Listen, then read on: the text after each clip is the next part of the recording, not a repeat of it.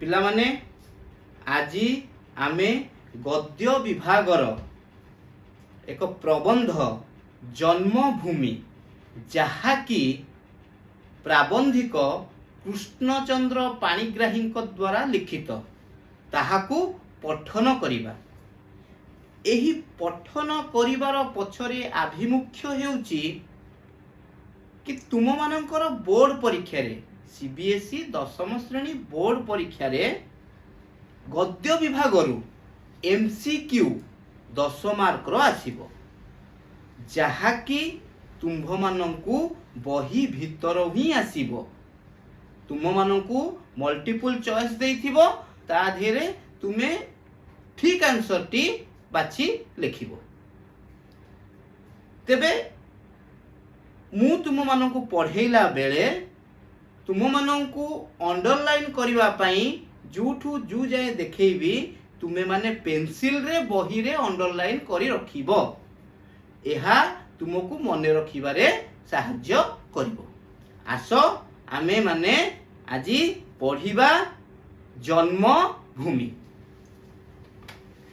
जन्मभूमि कृष्णचंद्र पाणिग्राही 1909 मसीह रे से आविर्भाव तांकर हेतिला। 1987 मसीह रे से मृत्युवरण करथिले। लेखक परिचय प्रसिद्ध ऐतिहासिक और प्राबंधिक कृष्णचंद्र पाणिग्राही मयूरभंज जिल्लार खिचिंग ठारे जन्म ग्रहण करथिले। अध्यापना सहित प्रत्नतत्व गवेषणा रे व्यापृत रही से बहु नूतन ऐतिहासिक तथ्यर संधान करथिले। भुवनेश्वरर प्रत्नतात्विक अवशेष विषय रे इंग्राजी रे लिखित तांकर गवेषणा ग्रंथ अत्यंत उपादेय।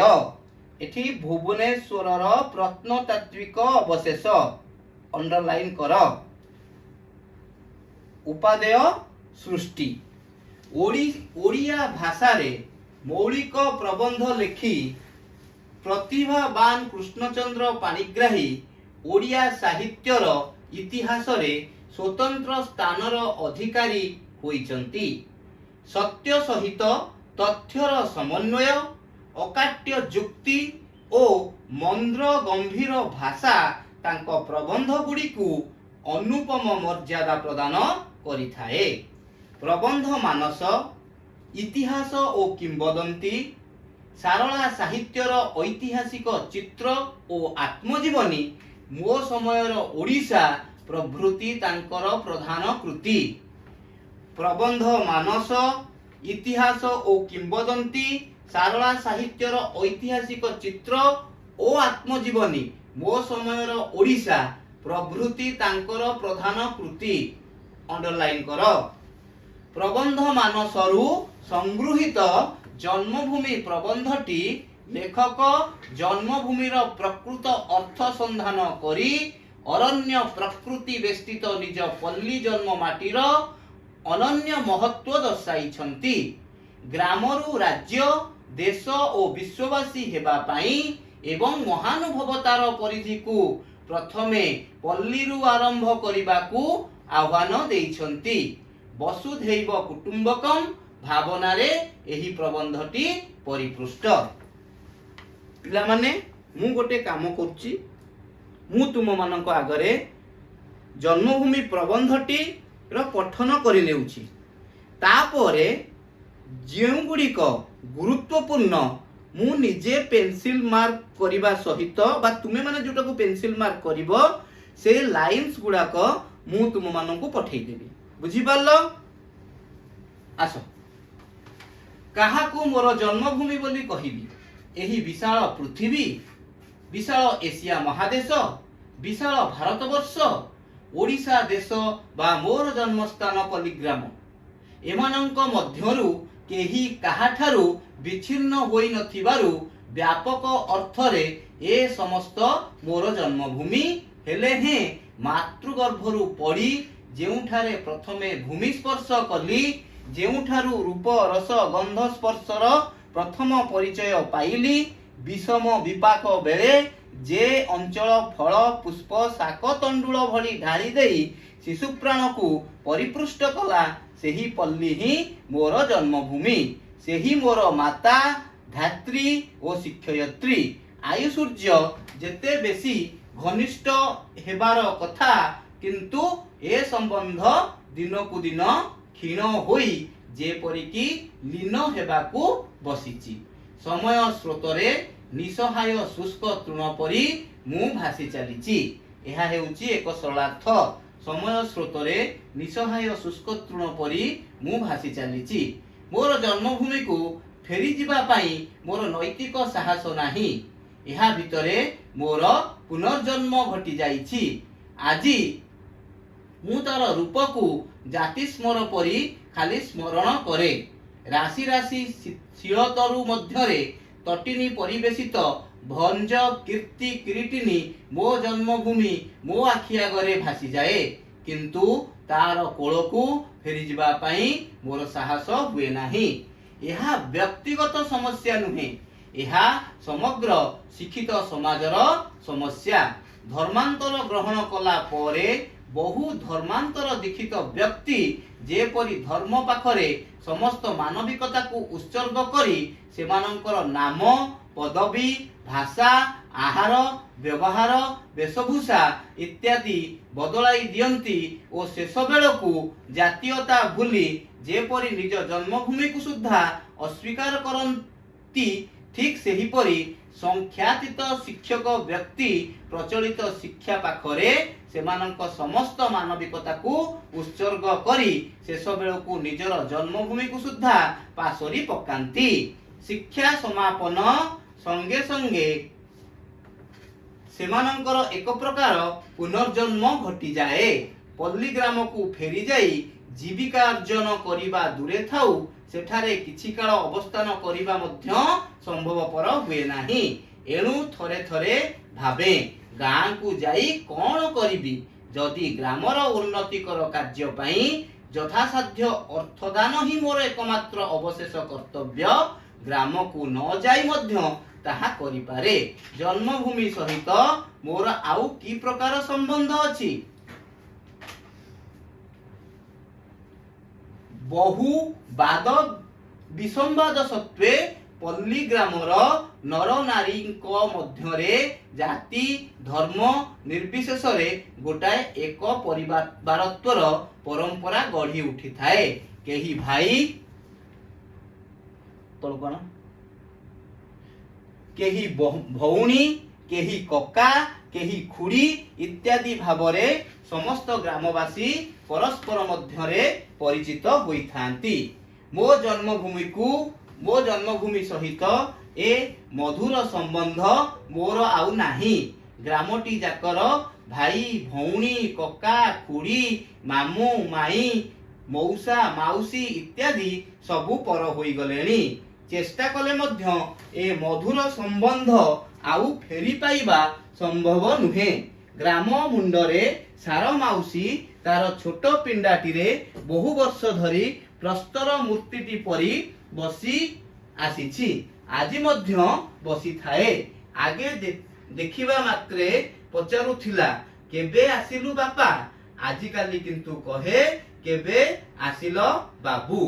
ग्रामर मझिरे गोविंदा भाईर क्षुद्र कुटीर, आजीवन अकर्मा ओ अविवाहित रही से तार क्षुद्र कुटीर को दुर्ग करी समग्र विश्व विरोध रे विद्रोह घोषणा करी आसीची। आगे देखा हेले बहु मान सहित से मते तार कुटीर रे बसाई मनोबोध चौतीसार व्याख्या करुथिला। आजि मु शत चेष्टा कले मध्य तार पूर्व प्रत्यय आउ फेरी पाए नाही। ग्रामटी जाक नवागत अतिथि रे परिपूर्ण होई गलानी। जेउ आड़कू चाहिले शीर्ण मलिन उलग्न कृशोदर लंबोदर अवांछित अवहेलित शिशु मानकर समावेश देखा जाए। एमानक मध्यरु केही सुद्धा मते जानती नाही। केबे केबे देखा हेले आफ्रिकारु नवागत जेब्रा बा जिराफ को चाहि रहिला परी से माने मते खाली चाही रहंती। ग्रामवासी मध्यरु जेउ शिक्षित और अर्ध शिक्षित नव युवक माने चाकरी न पाई जन्मभूमि छाड़ी नाहांती से माने राजनीतिर आश्रय नेई अछंती।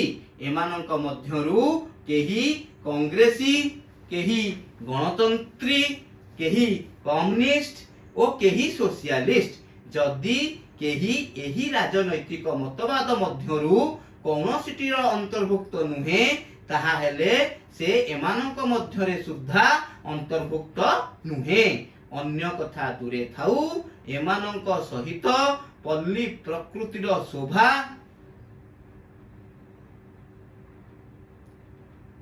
उपभोग करिबा किंबा साहित्य चर्चा करिबा मध्य संभव नुहे।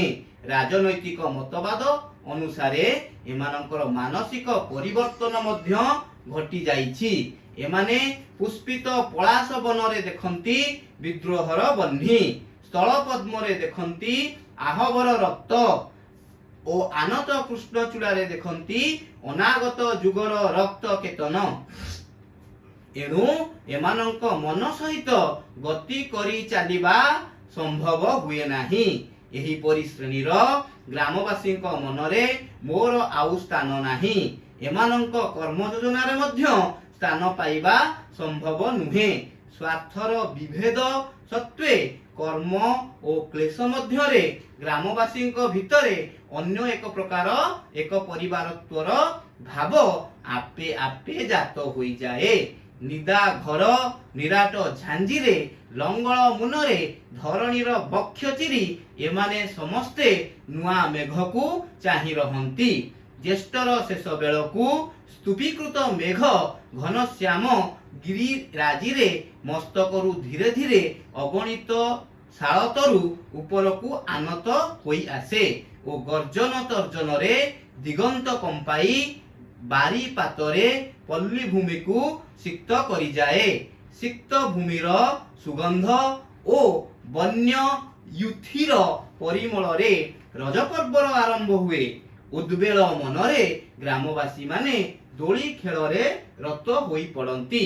महासमारोह रे रजपर्व शेष हेबा परे निष्ठुर वास्तवता आसी पड़े।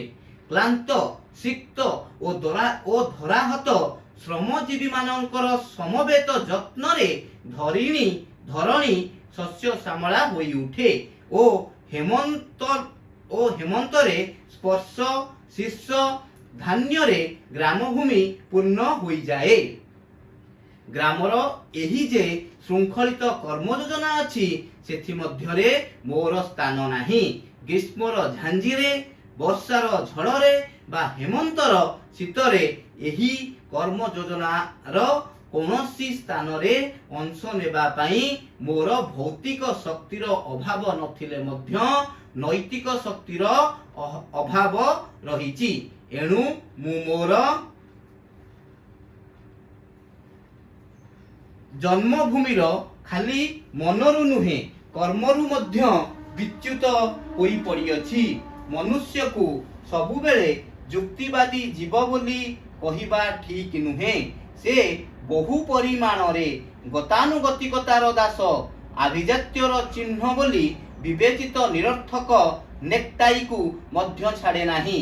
काय क्लेश न सहिबा जदि आभिजात्यर चिन्ह ताहा हेले एपरि अर्थपूर्ण आभिजात्यर चिन्ह को किए बा काहीकि छाड़िबो। समस्त शिक्षित काय क्लेश सहिबाकू अक्षम नुहंती किंतु समस्त शिक्षित अभिजात श्रेणीर अंतर्भुक्त। आभिजात्य छाड़िबा संभव नुहे। एणु शारीरिक श्रम छाड़िबा ही संभव होइथाए। ता छड़ा कोनोसी व्यक्तिर दैनिक आय 5 अणा बा 50 लाख टंका होई पारे। सेथिपाई आईनर बाधा नाही किंबा धर्म बा समाजर निंदा नाही। बरंच मानवर समस्त नीति को पदरे दली देई ऊर्ध्वश्वास रे धाई से जेते बेसी एही दीर्घ व्यवधान को कम करि पारे से सेते बेसी जीवन युद्धर दिग्विजयी वीर बोली परिचित हुए। सेते बेसी आदर और प्रशंसार पात्र हुए। आभिजात्य श्रेणीर अंतर्भुक्त न होई खाली शारीरिक श्रम एही दीर्घ व्यवधान को किंचित मात्र कम करिबा मध्य संभव नुहे। एही सबु कारणरू बहु पल्ली जननी आजी सेमानंकर शिक्षित संतान को हराई बसिचंती। अर्थ बलरे हेउ, भाग्य बलरे हेउ बा अध्यवसाय बलरे हेउ, जेउ माने शिक्षित रूपे उदीयमान हुअंती सेमानंक संबंध रे पल्ली ग्राम रे बहु कल्पना जल्पना चले। विद्यार्थी जीवन रे सेमाने पितामातांकर आशा भरोसार स्थल होई ग्राम वृद्ध मानक प्रशंसार दृष्टांत होई ग्राम भूमि मंडन करिथांती। किंतु समय आसे जेतेबेले कि ग्रामवासी माने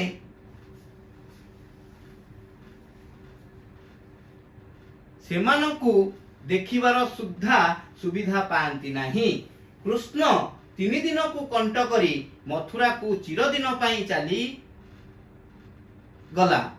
4 दिन मथुरा को चिरदिन पाई चली गला परी सेमाने सबुदिन पाई ग्राम भूमि छाड़ी चली आसंती। किंतु केही भावंती नहीं जे एही अनैतिकता बा विश्वासघातकतारू कृष्णଙ୍କ परी महापुरुष सुद्धा पार पाई नथिले। नंद यशोदा और गोपी गोपालଙ୍କ असीम स्नेह रे परिपालित होई शेष बेलकू प्रवंचना करी कृष्ण गोपपुर छाड़ी आसिले। नंद यशोदाଙ୍କ चक्षु अंधीभूत होई गला। प्रेममयी राधा शशिकला परी दीना और क्षीण होई गले। किंतु कृष्ण आउ फेरिले नहीं।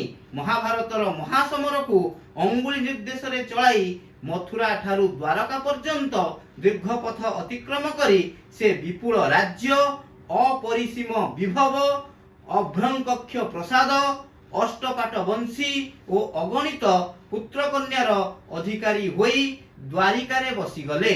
किंतु परिणाम कौन भल हेला? कृष्णंकर अभ्रंकक्ष प्रसाद अतल जलधि तलरे निमग्न होई गला। आउ तांको नव संसार मध्यप वंश गोष्ठी सांग साथी प्रभास तीर्थर एरकार वनरे परस्पर को हाणी ध्वंस होई गले। राज्यहीन, गृहहीन, धनहीन और पुत्र कन्याहीन होई शेष बेलकू महाभारतर कर्णधार निबिड़ अरण्यर लतिका दलरे अवश अंग को ढाली देले। किंतु शेषरे सुद्धा शांति रे रही पारले नाही। अल्प क्षण परे तांकर दोलायमान पदपल्लव रे अभिशाप परी निष्ठुर लौह सरटिए आसी पड़िला। एहा मध्य थिला तांको कृतकर्मर परिणाम। पिला माने एहा मध्य थिला तांकर कृतकर्मर परिणाम। एहा सरलार्थ आसे। जेउ पाद गोपपुर रे गोचारण द्वारा चर्म पादुका परी कठिन होइथिला ताहा द्वारकार राजभोग रे नवपल्लव परी रक्ताभ होई पड़िला। एणु निर्बोध व्याध मनरे जे ताहा हरिण कर्णर भ्रम आनी देव एथिरे विचित्रता बा कोन थिला? एही पुरातनी गाथारे सत्य रहिछि। एणु बहु शताब्दीर विस्मृति भेद करी ताहा आजी आम्भमानंकर पाखरे पहुंची पारिछि। कृष्णंक नवराज्यर अभ्रंकक्ष प्रसाद आउ नाही। किंतु तांको मातृभूमिर गोप, वृंदावन, यमुना, गोपी, गोपाल इत्यादि सबु पूर्व परी रहिचंती। पूर्व परी आजी मध्य यमुना बही चलीछि। वृंदावनर पुष्पित कदम्बरे आजी मध्य मयूरर उद्धत नृत्य देखा जाए ओ आजी मध्य दूर वंशीस्वनरे अनुढ़ा गोपकन्यार मन अहेतुक ओ अनाहुत व्यथारे भाराक्रांत होई उठे। कृष्णंकर एही अमर गाथारू बहु कथा शिखिबार अछि। एहा सत्य जे भारतीय अर्थनैतिक बेष्टनी रे पाश्चात्य शिक्षा पद्धति को थोई दिया होईछि। एणु पाश्चात्य शिक्षार शिक्षित माने जे पाश्चात्य जीवन धारण ओके जीवन धारणर मान अनुसरण करिवे यह निश्चित कथा। तथापि बहु सहस्र शिक्षित मध्यरु जेउ माने सेमानंक महानुभवतार परिधि को पल्लीग्रामरु प्रथमे आरंभ करी विश्व पर्यंत व्याप्त करि परिछंती सेही माने ही आंभ मानंकर नमस्य। किंतु एही स्वाभाविक पंथा छाड़ी जेउ माने ग्रीष्य देवता एटलास परी समस्त विश्वर भार बहन करिछंती बोली कुब्ज होई चलंती से माने खाली प्रवंचना करिथांती। से भल ग्रामवासी नुहे, से भल ओडिशावासी नुहे, सॉरी जे भल ग्रामवासी नुहे से भल ओडिशावासी नुहे, जे भल ओडिशावासी नुहे से भल भारतवासी नुहे, ओ जे भल भारतवासी नुहे से भल विश्ववासी होई न पारे। जेउ माने पाश्चात्य शिक्षार समस्त निगड़ छिन्न करी सेमानंक महानुभवतार परिधि को प्रथमे पल्लीरु आरंभ करी समग्र ओडिशा और भारतवर्ष को व्याप्त करि परिथांती सेमाने आंभ मानंकर नमस्य हुअंती। उठाओ ओके पिला माने एठी देखो सूचना विपाक विपाकर अर्थ हेउची कोन विपद बा विपर्जय। तंडुल तंडुल माने चाउल ए जो शब्दर अर्थ तुमे मानंकु पढ़िबा पई सहाय्य करिवो एवं ए सब अर्थ जानि रख बुझी परछ ना नहीं पिला माने। जाति स्मर जे पूर्व जन्मर घटनावली को स्मरण करि पारंती। भंज कीर्ति मयूरभंजर भंज वंशर राजा मानंकर कीर्ति। किरीटिनी किरीट जुक्ता बा मुकुट मंडिता। मनबोध चौतीसा पिला माने मनबोध चौतीसा एही जनप्रिय चौतीसाटी वैराग्य और भक्तिभाव संबलित। एहार रचयिता हेउचंती अष्टादश शताब्दीर शेष भागर कवि भक्तचरण दास। पिला माने एमसीक्यू रे आसे बुझी पारलो। मनबोध चौतीसार रचयिता किए ना मनबोध चौतीसार रचयिता हेउचंती कोन कहली पिला माने भक्त चरण दास बुझी पारलो। कवि भक्त चरण दास। प्रत्यय माने विश्वास। कृषोदर अपुष्टता हेतु जेउ मानकर पेट पसी जाए। लंबोदर एठारे रोगादि कारणरू जेउ मानक पेट बाहरी पड़ी थाए। अवांछित जाहाकू आमे चाहुना। अनागत जहा आसी नाही भविष्यत।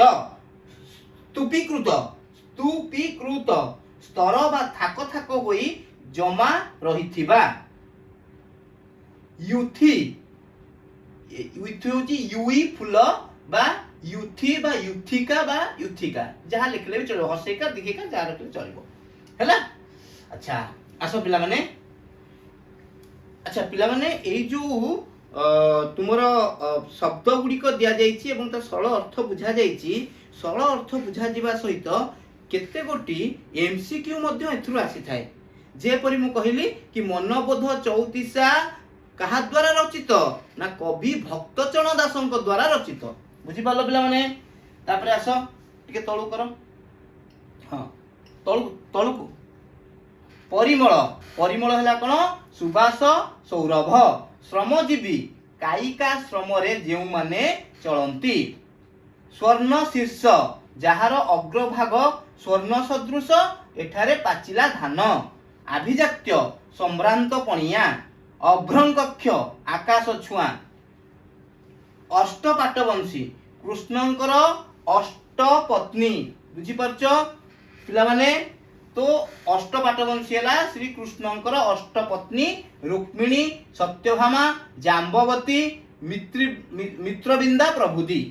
प्रभास तीर्थ द्वारका निकटवर्ती तीर्थस्थान। एरकार वन सर बण। कर्णधार मंगुआल बुझी परछ। कर्णधार थिले माने कोन ना मुख्य जेपरि भगवान श्री कृष्ण महाभारत युद्धर कर्णधार थिले माने भगवान कृष्ण द्वारा ही महाभारत रो संपूर्ण युद्ध तांको निर्देश क्रमे होइथिला। अच्छा, पदपल्लव कौल पत्र परी कोमल पाद, रक्ताभ रक्तर वर्ण सदृश, गाथा कहानी बा किंबदंती। एट लास्ट ग्रीष्य देवता प्रतिश्रुति रक्षा करिबा लगी से पृथ्वी को निजर दुई हाथ रे टेकी धरिथिले। कुब्ज पूजा, प्रवंचना ठकामी छलना, निगड़ निगड़र अर्थ होला सिकुली बा बंधन। उठा ऊपर को। अच्छा, पिला माने तुम बही रे जेपरी देइछि बुझी परछो। आ टिके छोट कर टिके एटा को छोट कर। बस सेती तो। अच्छा, निर्दिष्ट उत्तर मूलक आयु सूर्य एहार ठीक व्यास वाक्य टी चिन्हाओ। बुझी पारुछ।